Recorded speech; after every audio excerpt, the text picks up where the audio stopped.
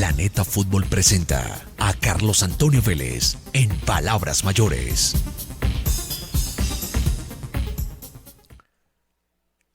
El país está de luto y somos solidarios con la familia de Miguel Uribe, sus copartidarios, sus amigos, su entorno y el país, porque no crean, independiente de credos políticos y demás, aquí está en juego el futuro de la patria. Y lo digo porque ustedes saben perfectamente qué es lo que está pasando aquí y qué podría pasar. Y después de lo que pasó, cualquier cosa puede pasar. Cualquier cosa puede suceder. Bueno, todo va a depender también de la decisión mayoritaria del país, que tendrá que defender su estado de cosas. Necesariamente tiene que ser así. No hay otra opción. Bien. También tengo que ser solidario con mis compañeros de Caracol. El fallecimiento de Eugenio Baena, un hombre reconocido en el periodismo deportivo del país, en Cartagena, en el Caribe y demás. Naturalmente que para todos también el abrazo solidario. Y con relación ya al fútbol, espero que Ginás se recupere pronto. La verdad, viendo las imágenes de lo sucedido en el partido, no solamente conmueve, sino que impacta lo que le pasó a Ginás. Espero que rápidamente se recupere y vuelva a su condición competitiva. Bueno, después de este comienzo, en un mes, por esta época, ya tendremos que estar listos, pensando única y exclusivamente en el Mundial. No hay más. No hay más. Es simple. Venezuela no le gana a Argentina y cualquiera sea nuestro resultado, estaremos en el Mundial. Por eso vengo diciendo desde hace rato que este es un tema técnico. La clasificación técnicamente hablando está, ya es un asunto matemático, que la FIFA no lo reconozca hasta que no pase. Pero va a pasar. Tenemos sí que recuperar el fútbol que tuvimos hace unos años, sobre todo cuando comenzó esta etapa que fue tan prometedora en esos amistosos, que no solamente ganamos, sino que jugamos brillantemente. Yo espero que volvamos a tomar ese camino y vuelva la selección a entender que la única manera de triunfar en la élite es presión, gasto físico, 11 atacando, 11 defendiendo, y no es mucho pedir. En serio, no es mucho pedir. Si los jugadores lo hacen habitualmente en sus equipos, ¿por qué no lo pueden hacer en la selección? El líder, el guía, yo no diría el líder, porque yo no creo que Lorenzo sea líder de nada. El director técnico tendría que marcar unas pautas, empezando por la elección de los jugadores adecuados para jugar de manera correcta como se juega hoy. Y seguramente así seremos competitivos. Y no nos vamos a morir sin ver a la selección ser campeona de algo. Porque si seguimos como vamos, pues yo creo que pasarán, ¿qué? 1, 2 generaciones más sin ganar nada. Entonces responsabilidad tienen quienes ahora se ponen la camiseta nacional y quienes dirigen. Sigo pensando lo mismo. Es la hora de creer, lo creo y por eso lo digo, de creer firmemente que necesitamos urgentemente alguien que nos guíe para dar el salto de calidad. El salto de calidad. Y ya que hablo de campeones, pues ayer lo fueron Lerma y Muñoz. Lerma entró finalizando el partido y Muñoz sí lo jugó todo. Y fue influyente. Realmente es un jugador muy influyente ofensivamente. Tiene bemoles y vacíos defensivamente hablando. Claro que esa zona no estuvo tan bien ocupada como cuando la ocupaba Lucho. Y puede parecer un exceso de chauvinismo y patriotismo, pero ayer se notó la ausencia de un jugador de esas condiciones, porque ahí han puesto hombres que cumplen con esa función, pero que no son especialistas. Y lo de este Crystal Palace, que es un equipo relativamente chico, pues hombre, mire, ha ganado los 2 primeros títulos de la historia en el último tramo, derrotando a Manchester City y ahora Liverpool, que se ha gastado 300 millones de euros tratando de encontrar un equipo de alta competencia para disputar la Champions, que debe y tiene que ser el objetivo de los equipos grandes.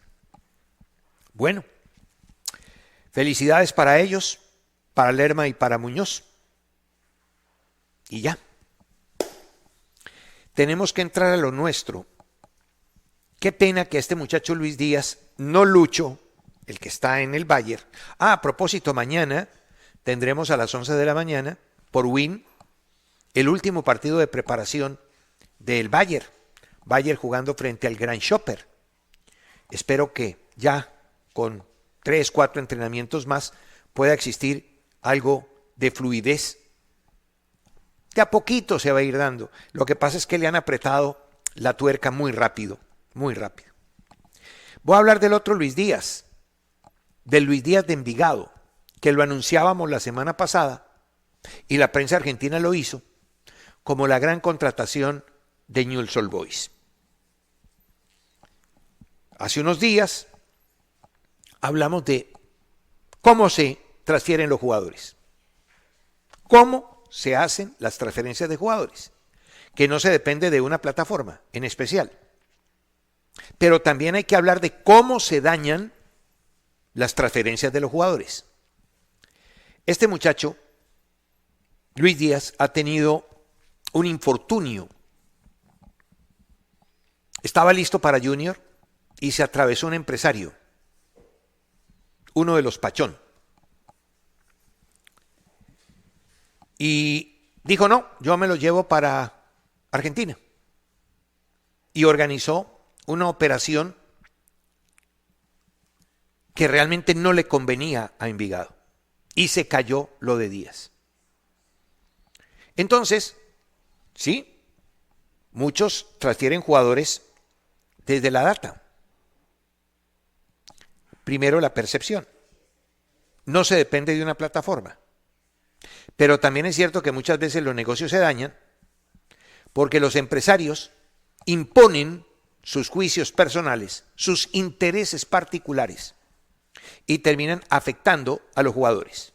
Mire lo de Lucho, que estuvo a punto de volverse chicuca y de salir mal, si fue que no salió mal, del Liverpool. Y todo porque su entorno, liderado por su empresario, quería hacer algo diferente. Yo no niego que los jugadores muchas veces le exigen al empresario que haga ciertas cosas, pero también es cierto que muchas veces el empresario decide por el jugador. Y en el caso de Díaz, Díaz estaba a punto de Junior y desarman que porque listo lo de Newell's, y cuando le aparecen a Envigado con eso de Newell's, pues dice no, esto no, y lo tumba. Ahora se dio lo de Londoño, que me imagino que no tiene nada que ver con el empresario citado.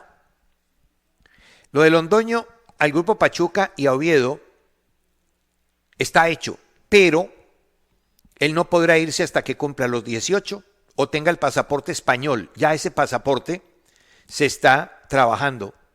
En febrero él podrá tener vía libre, pero antes, si sale el documento, se podrá ir.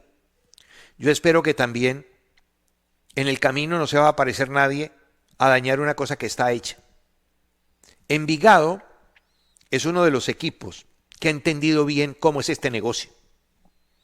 Envigado, si puede, pelea la entrada entre los 8. Sabe muy bien que no tiene ropa para ser campeón. Entiende que es una factoría sin chimeneas, que es una fábrica de jugadores y que precisamente el agregado suyo desde el punto de vista deportivo y económico es la transferencia de sus figuras además a los otros equipos. Miren que la historia de Envigado habla de la venta de los mejores jugadores, incluso a equipos de Antioquia, a Nacional y a Medellín le ha transferido jugadores. Y de esa cantera, empezando por James Rodríguez, han salido una gran cantidad de valores importantes. Ellos entienden cómo es el negocio, ese es su negocio. No están en la competencia deportiva de élite porque no tienen fuelle para eso, ni riñón ni pulmón. Entonces dedican toda su fuerza a eso, a generar jugadores, valores, ponerlos en vitrina y transferirlos y venderlos para bien de ellos y para bien económico del club. No faltan los empresarios que se atraviesan a dañar los negocios y ahí sí no hay nada que hacer. Echarse la bendición y seguir para adelante. Le deseo a Londoño mucha suerte, que le vaya muy bien por España. Llega un equipo recién ascendido, tiene muchas condiciones, lo ha demostrado. Y todo esto que ha pasado en torno a Díaz tendría que servirle a todos los jugadores para que escojan mejor a sus representantes y tomen decisiones. Hay momentos en los que debe intervenir el jugador para decir, no, yo quiero esto y punto, por encima de los intereses económicos. Hay otro tema harto. Estoy absolutamente de acuerdo con la DIMAYOR. Raro, ¿no? Estoy absolutamente de acuerdo con la administración. En el texto del comunicado, en el que anuncia el aplazamiento del partido de pasado mañana. Sobre todo, en este párrafo, si bien acatamos la decisión de la autoridad local, manifestamos nuestro rechazo a que el fútbol profesional colombiano se vea afectado por actos que no se han desarrollado en el marco de nuestras competencias. Consideramos que el fútbol no debe ser estigmatizado ni castigado por hechos de violencia ocurridos en escenarios ajenos a los estadios y a la organización de las competencias de la DIMAYOR. Es que esto que sucedió en el Coliseo, en un concierto en donde aparecen subnormales, delincuentes, asesinos o proyecto de malvivientes, eso pasa a menudo en las calles y en los barrios. Entonces, resulta que se toma la decisión de aplazar un clásico por algo que no pasó en el fútbol, ni que tiene nada que ver con el fútbol. Ah, no, que es que se pelearon barras de los equipos. Ah, no, pero es que eso no tiene nada que ver con el fútbol. Si eso pasa en el estadio, pues sí, eso es de la órbita del balompié. Pero si eso pasa en un barrio de Bogotá, o en una carretera, o en un escenario en el que se está haciendo una cosa diferente al fútbol, no se le puede cargar ese gravamen al balompié. Yo no sé por qué.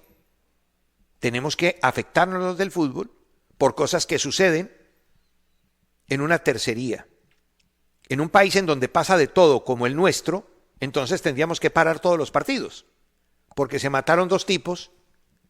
Qué tristeza que no se respete la vida y que eso haga parte del paisaje, pero se matan dos tipos en cualquier parte, en una cantina, entonces hay que parar un partido de fútbol.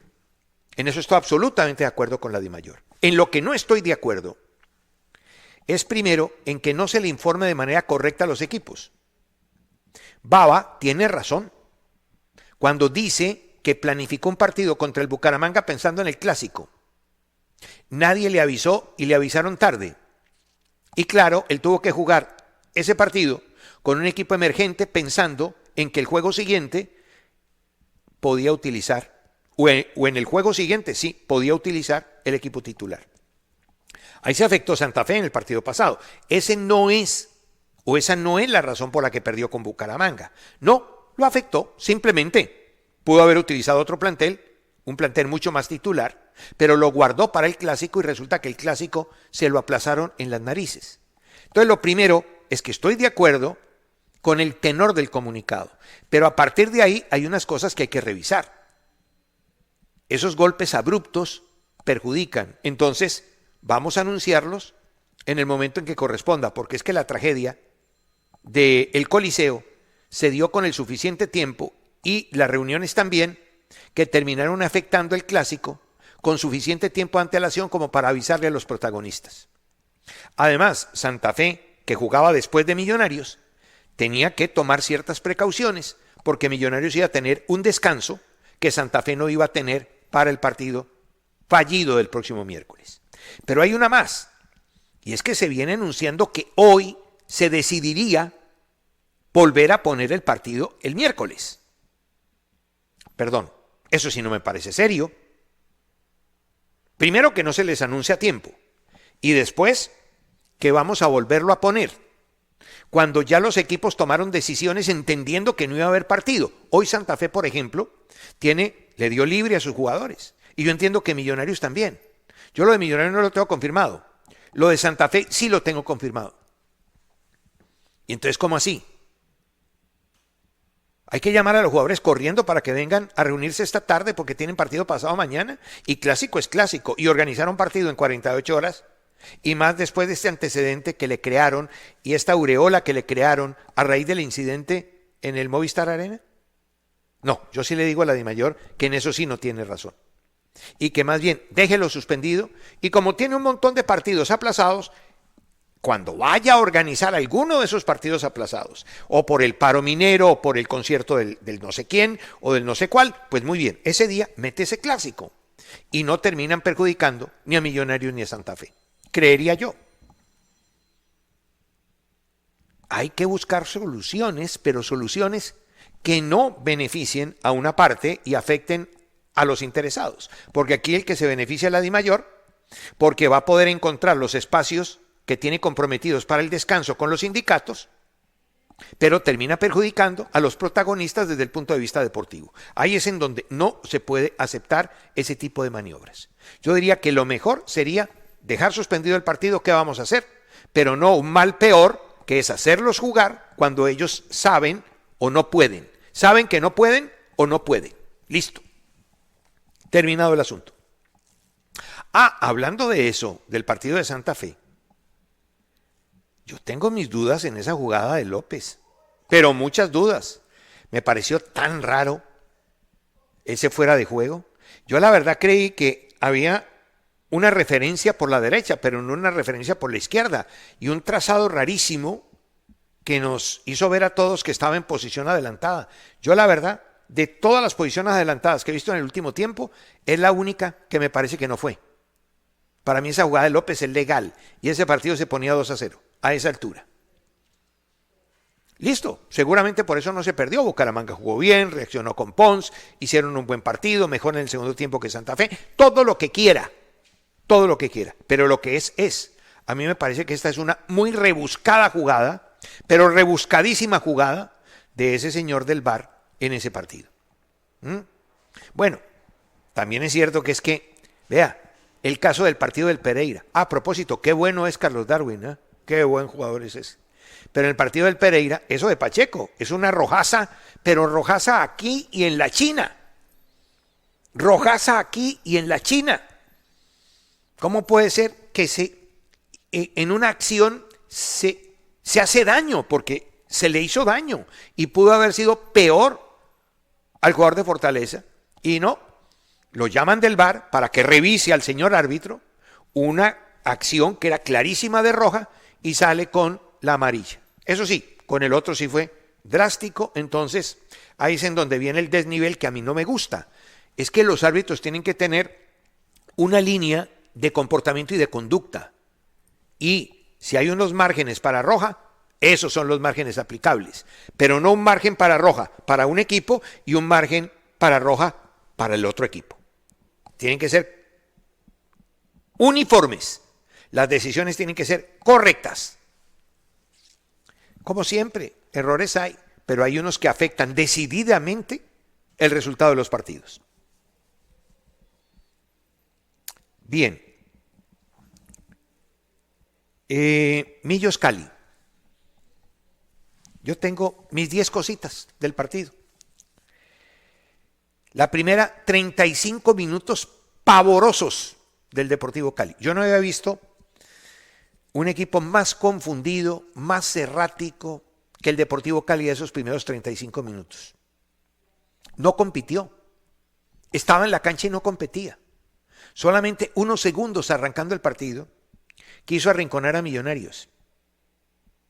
Por lo tanto, Millonarios, y este es el punto 2, se dio un paseo de salud en esos primeros 35 minutos. Hizo cosas divinas. Juego directo, con finalización, asociaciones, precisión en la entrega, golpeo desde afuera, claridad en la definición, apertura de campo, entrada y salida de jugadores de atrás hacia adelante, incorporaciones seguidas de Palacios, sin ningún taponamiento del Deportivo Cali, ganaban la espalda por dentro y por fuera. Esa zona no defendible del Deportivo Cali en la mitad era bien explotada, la espalda de Gordillo definitivamente era para un picnic que Millonarios se dio. ¡Qué belleza! Y todos decíamos, maravilloso. Sin embargo, en la transmisión advertí que Millonarios se veía muy bien porque estaba jugando solo. Estaba jugando solo. Solo. Hasta que apareció la mano de Gamero. Ahí es cuando uno se da cuenta si el técnico interviene y si interviene para bien. E intervino para bien. Y viene el punto 3, la intervención de Gamero. Hizo las modificaciones de un tiro, 3 que había que hacer y las hizo. Y lo primero fue poner a Martínez para tapar la salida de Palacios y para atacar a Palacios. Y afinó para sostener con un 4-2. Vino la pena máxima de Ginás. Ginás tuvo una noche tristísima. Falló en el primer gol del Cali, falló en el gol de Avilés del Cali. ¿Correcto? Que creo que fue el segundo. Y todavía se fractura. Una noche terrible para él. Claro que el arquero del Deportivo Cali lo sostuvo al Cali. ¡Qué bueno es! ¿Será que Lorenzo mira estos partidos o no? ¿O hay que esperar a que lo transfieran para que cuando esté jugando afuera lo convoquen? Paradas por todas partes. 8 en total del arquero Rodríguez. Fabuloso. Se perdió Millonarios cuando el Cali creció. Después del minuto 35 que se hicieron los cambios, llega la pena máxima y después de la pena máxima, segundo tiempo, el Cali se enseñorea y ahí es en donde se le notan las grietas a Millonarios. Las grietas.